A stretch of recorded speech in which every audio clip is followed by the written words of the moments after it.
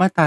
190ผู้ใดหลบหนีไประหว่างที่ถูกคุมขังตามอำนาจของศาลของพนักงานอัยการของพนักงานสอบสวนหรือของเจ้าพนักงานผู้มีอำนาจสืบสวนคดีอาญาต้องระวังโทษจำคุกไม่เกิน3ปีหรือปรับไม่เกิน60,000บาทหรือทั้งจำทั้งปรับวรรคสองถ้าความผิดดังกล่าวมาในวรรคแรกได้กระทำโดยแหกที่คุมขังโดยใช้กำลังประทุษร้ายหรือโดยขู่เข็นว่าจะใช้กำลังประทุษร้ายหรือโดยร่วมกระทำความผิดด้วยกันตั้งแต่3 คนขึ้นไปผู้กระทำต้องระวังโทษจำคุกไม่เกิน5 ปีหรือปรับไม่เกิน100,000บาทหรือทั้งจำทั้งปรับ วรรคสามถ้าความผิดตามมาตรานี้ได้กระทำโดยมีหรือใช้อาวุธปืนหรือวัตถุระเบิดผู้กระทำต้องระวังโทษหนักกว่าที่กฎหมายบัญญัติไว้ใน2 วรรคก่อนกึ่งหนึ่ง